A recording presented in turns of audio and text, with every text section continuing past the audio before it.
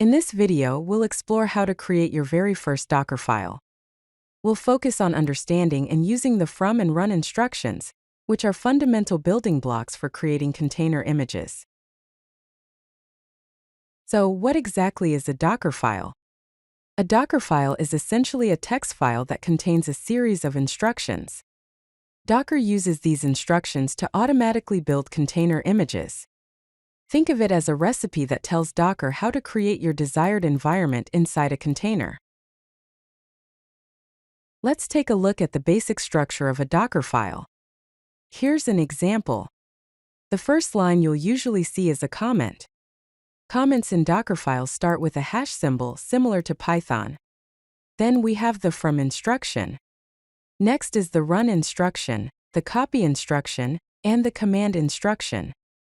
Each line in a Dockerfile represents an instruction. These instructions are executed sequentially one after another from top to bottom. Each instruction builds a new layer on top of the previous one in the image. The from instruction is a crucial part of any Dockerfile. Here is an example of from instruction.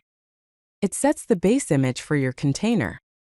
Think of the base image as the foundation upon which you'll build your application. The from instruction must always be the very first instruction in your Dockerfile. It's the starting point for everything else. Here are a few examples of how you can use the from instruction. You can specify an operating system like Ubuntu version 20.04. Or you can choose a runtime environment like Node version 16. You can also pick a web server image such as Nginx, Alpine. These are just a few possibilities. The from instruction lets you select the perfect base image for your project. The run instruction is another essential command in Dockerfiles. Here is an example of the run command. It executes shell commands during the image build process. This is where you'll install software, update packages, or perform any other necessary configurations. Each run instruction creates a new layer in your image. This new layer contains the results of the commands you executed. Let's look at some run instruction examples. To install Python packages using pip, you can use the pip install command, followed by the package names. To create directories, you can use the dirp command, followed by the directory path.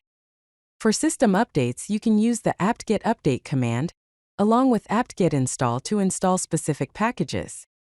To change file permissions, you can use the chmod plus x command, followed by the file path. Let's put it all together with a simple Dockerfile example. This Dockerfile creates a container for a basic Python web application.